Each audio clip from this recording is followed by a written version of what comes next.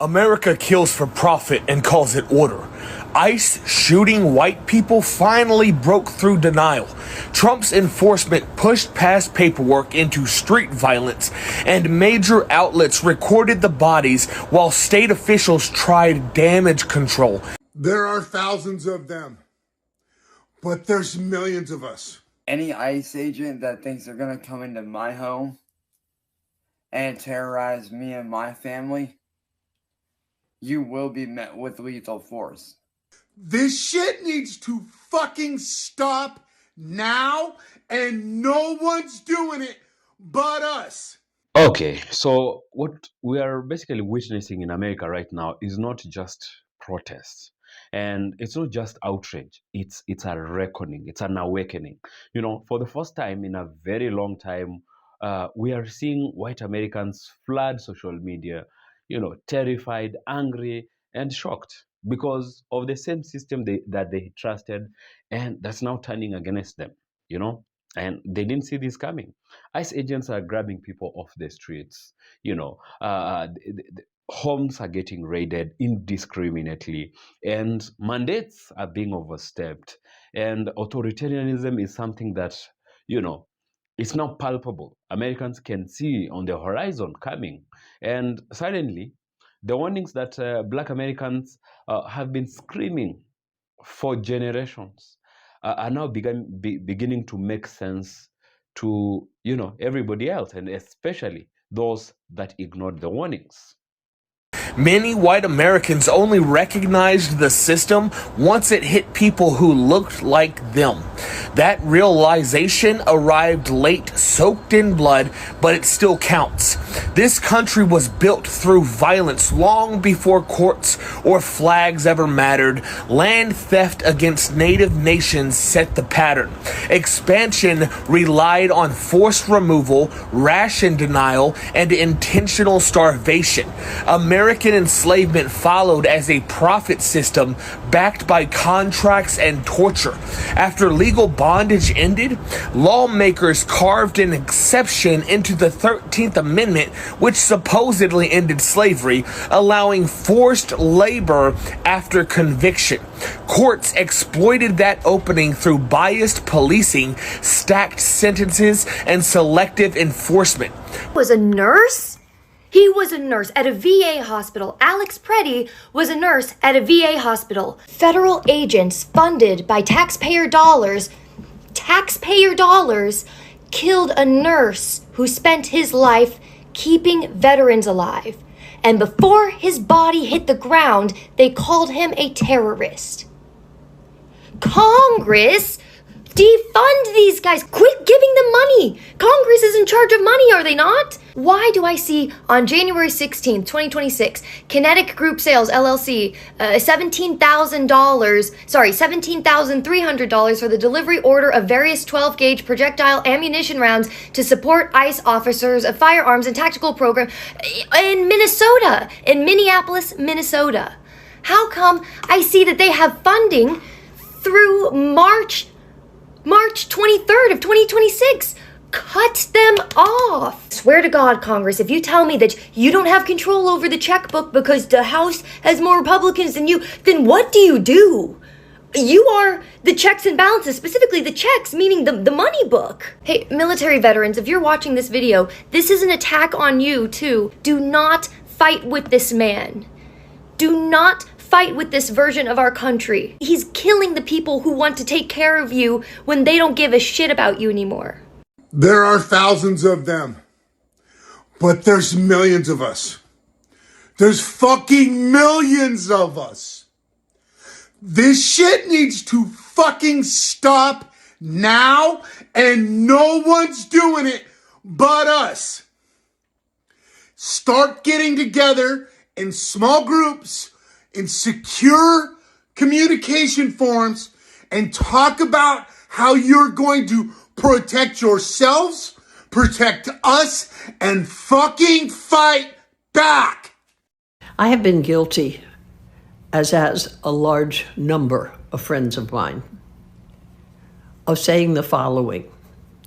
I'll be discussing what's going on, recounting the horrors going on in this country.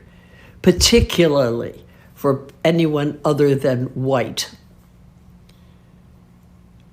And we'll be talking about it. And then one or the other of us would say, well, you know, I just can't. I've stopped watching the news, or I can only take it for a little bit and then I just have to turn it off because I can't abide this. And I would be right there with them saying, me too. You know, there's only so much you can take. I mean, after all. I woke up at some point and recognized we only have the luxury of saying, I'm just going to turn this off and not look because we're white. That's it. We are white. So we have that luxury of averting our eyes, of closing our eyes, of taking a break from the horror. Once that realization hit me, I became what's probably a horror show to my friends.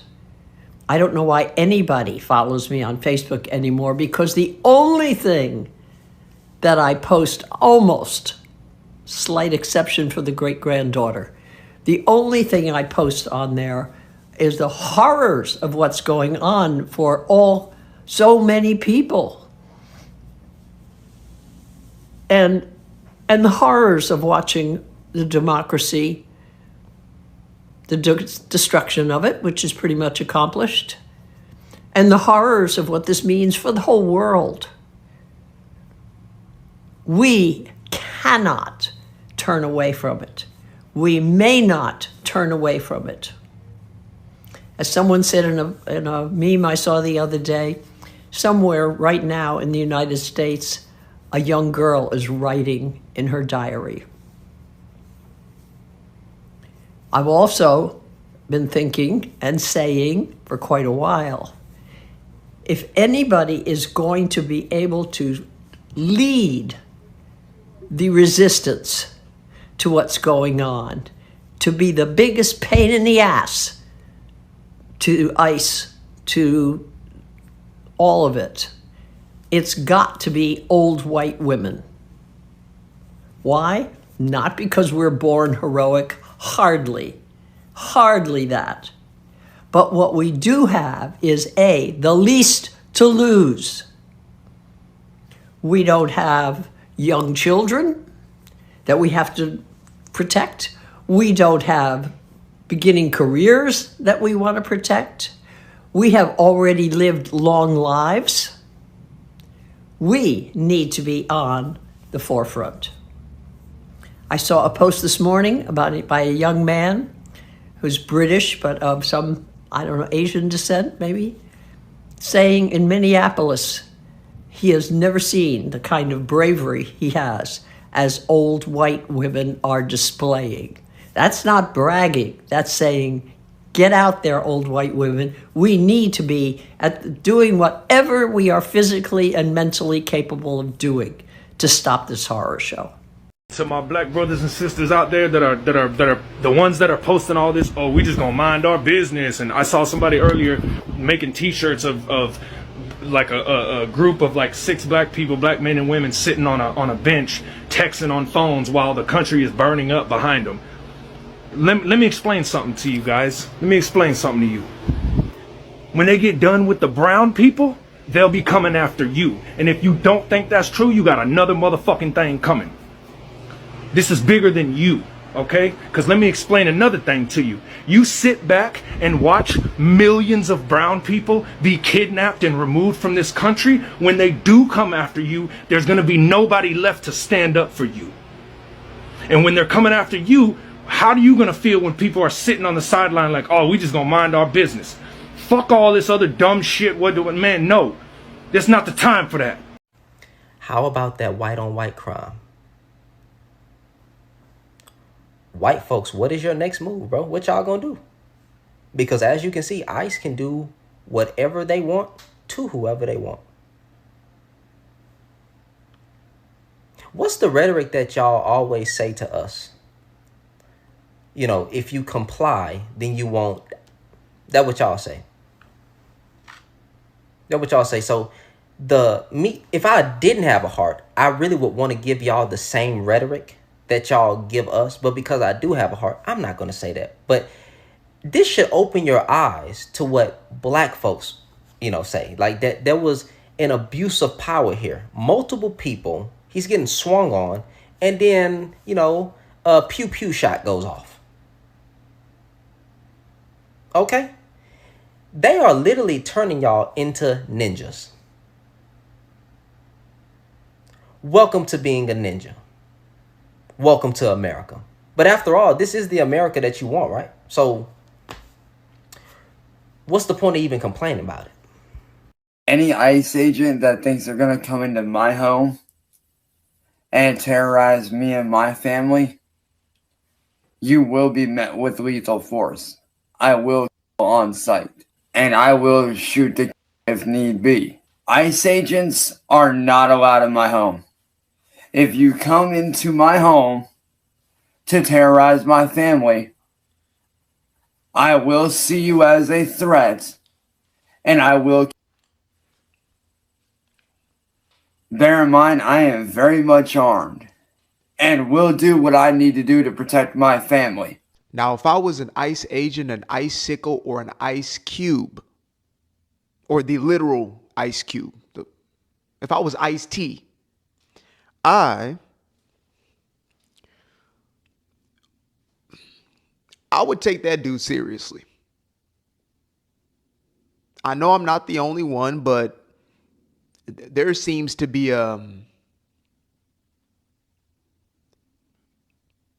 something's missing. And by something, I mean a chromosome. Hi, so excuse the absolute mess that I am, but, I'm a nurse, and I just really have to come on here and talk about the irony of the fact that that man, that nurse, Alex Preddy, and let's please God say his name, was helping. He was helping a fellow human being when he was assaulted, taken to the ground, and then murdered by ICE. He wasn't doing anything wrong. He wasn't threatening anybody. He wasn't hurting anybody. He was helping because he was a helper, because that's what nurses are. They're helpers. And this is personal on so many levels for so many people. But I literally feel that they have absolutely hit fucking rock bottom. And by the way, the man that was executed by ICE this morning, Alex Preddy, he was an ICU nurse. His entire life was dedicated to caring for other people in ways that most people would never choose to do. Not only that, he was an ICU nurse with the VA, so he took care of critically ill and injured veterans.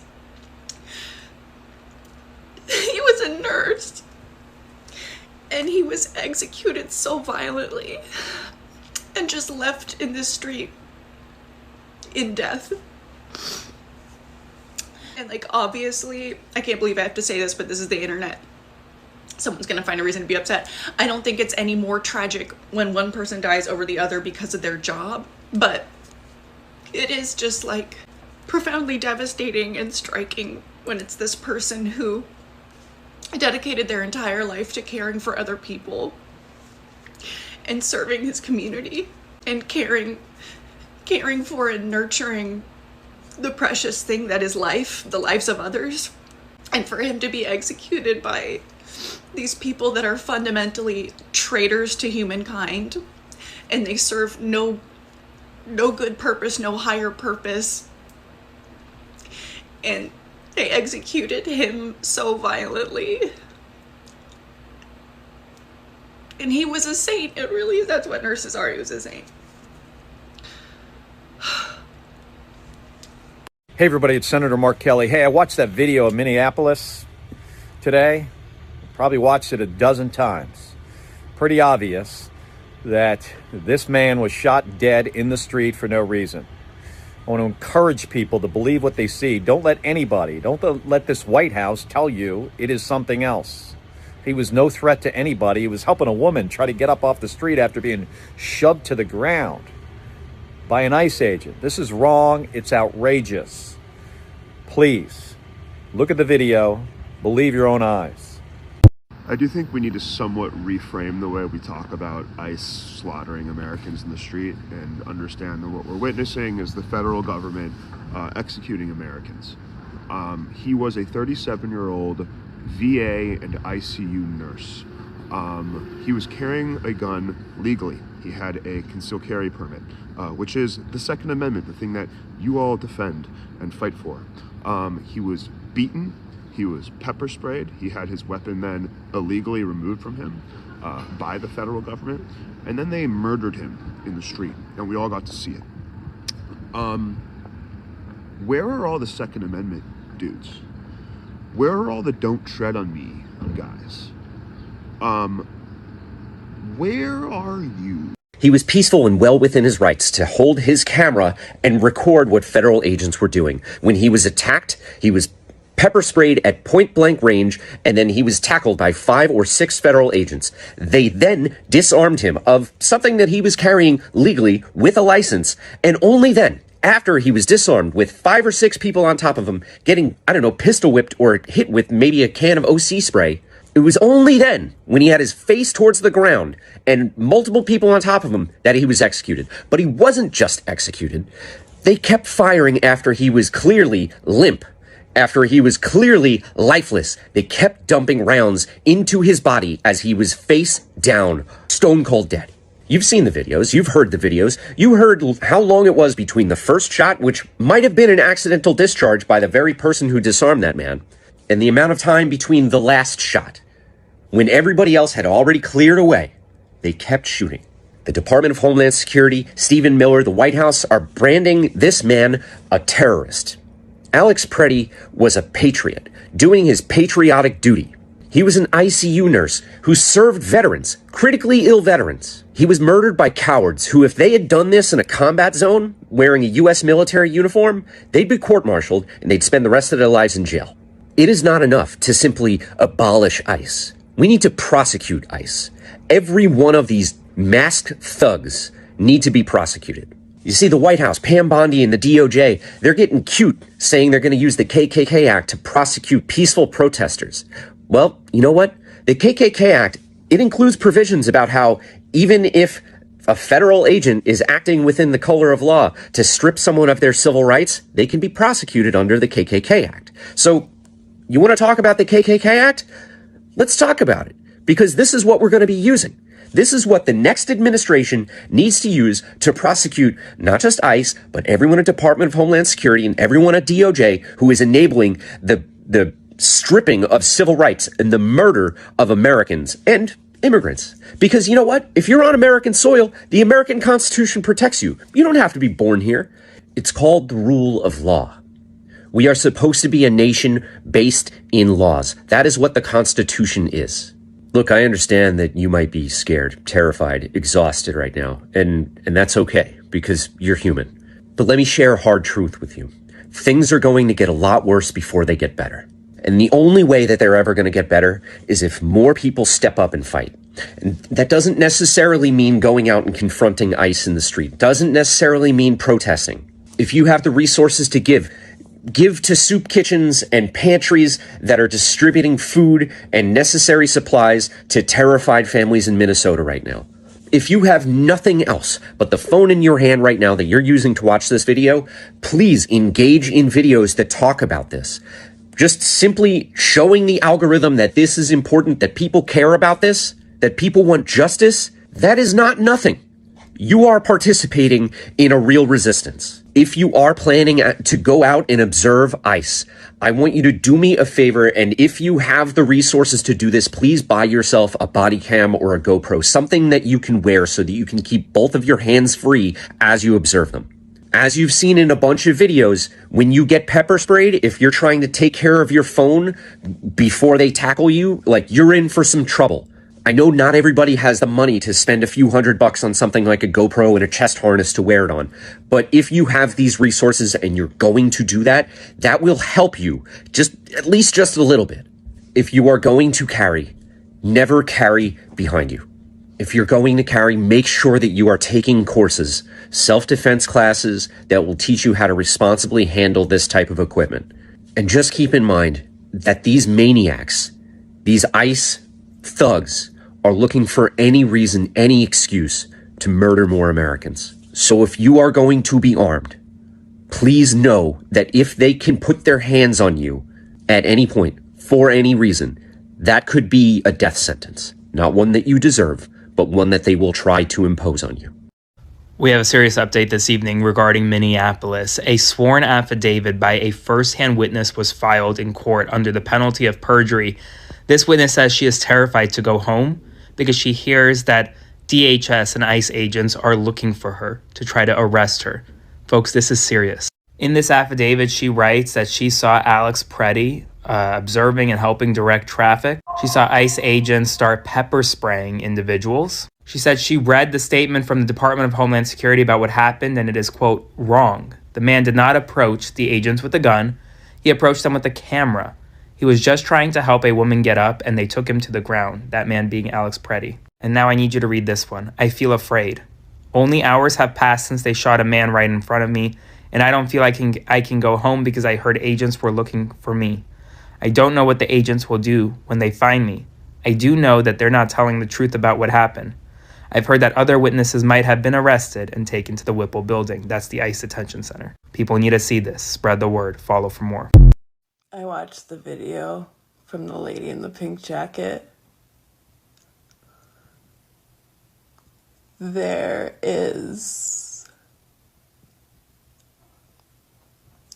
no way you'll ever get me to say that what they did was okay.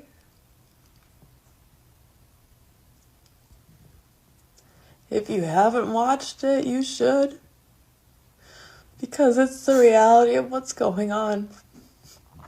You want to sit in the safety of your home and lie to yourselves that this isn't happening? Cool. We'll see how long that lasts. Or that it won't affect you. Awesome. Alex Preddy was an ICU nurse, a resident of Minneapolis, a U.S. citizen.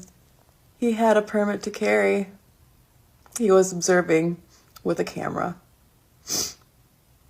helping a lady up. And they tackled him and beat him, hit him in the head, and executed him in the street.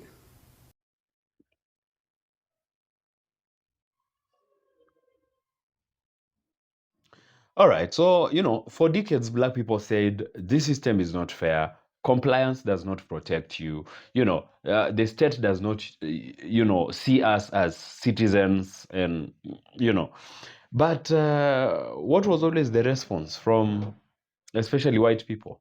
Just comply. You're exaggerating. What you're explaining only happens to criminals. But now what are we seeing? Fast forward to the era of Donald Trump, ICE is no longer just an immigration issue. It's an authoritarian issue. They are now targeting Americans, legal people that are, tax-paying Americans, innocent Americans. And it's touching the people who were once shielded by whiteness, by citizenship, and by proximity to power.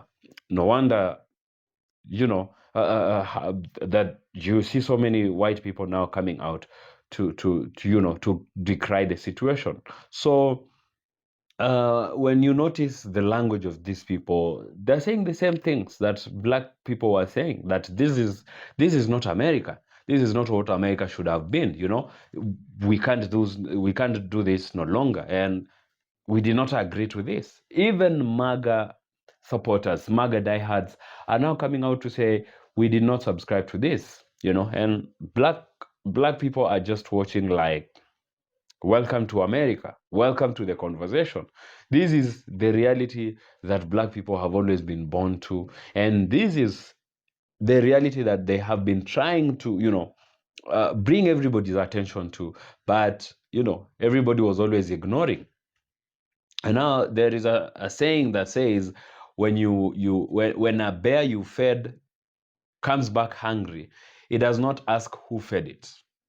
It will just devour anyone that is on the way. So America built a system meant to control, to police, to dominate, and to suppress, basically. Originally, it was to protect white power.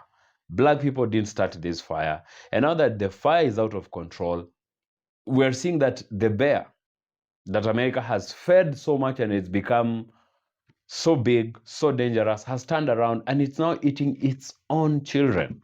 And that's why the screams are so loud, because these are people that have not been used to this situation. And these are people that, in most cases, most of them have ignored the people that were trying to, raise attention to the other side of the coin, So now comes the pressure. We need everybody, all hands on deck. Everybody must join. If you don't protest, you're complicit to the system. And there are even threats. ICE will come for you next if you don't join in the protest.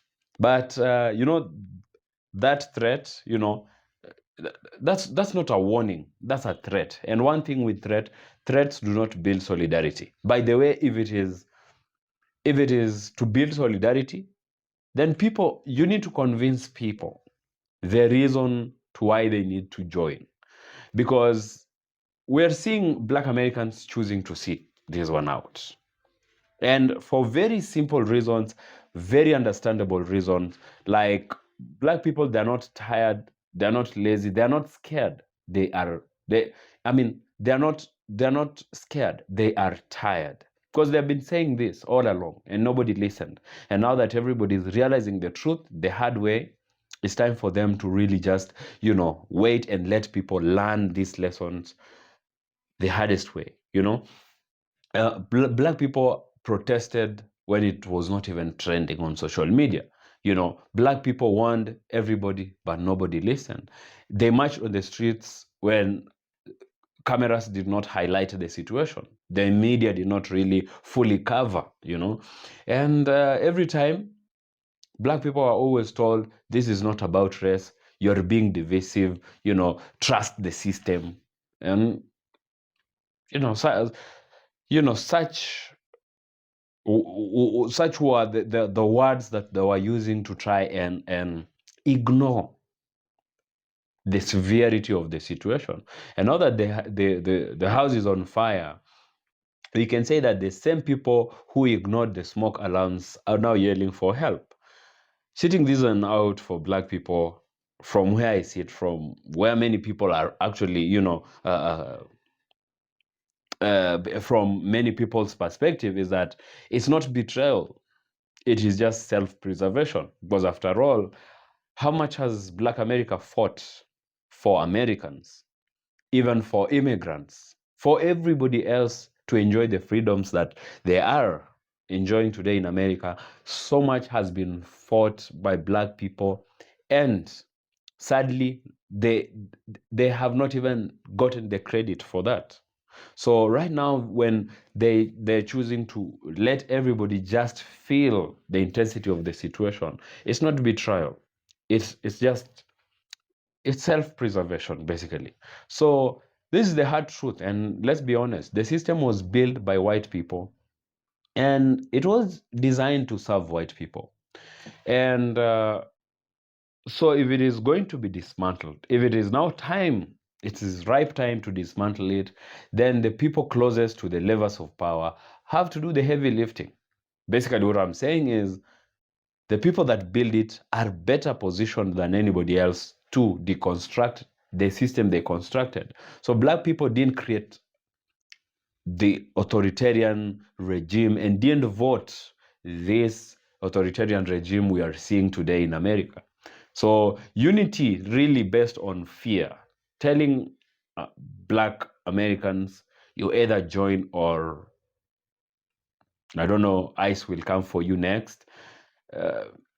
Unity based on fear is not unity. It's trying to use them for convenience. And these are things that Black America has seen already. And so they're not going to be duped into just, being used for convenience, that when the chaos, when everything cools down, everybody goes back to comfort zone, everybody goes back to to forgetting, you know. So Black Americans, they're not heartless in this situation. They're experienced. They have gone through this before. There's nothing America can throw at Black people that they have not survived yet. So when you hear Black people say, we are resting, we are watching this one, we are choosing our battles, understand this. There are people that lit the fire, and there are the people that ignored, you know, the warnings. And now it is the same people that have to face, and you know, the flames of the fire, because they have ignored it for the longest time. And maybe, just maybe, the next time Black people raise an alarm, the next time Black people speak, everybody shall listen.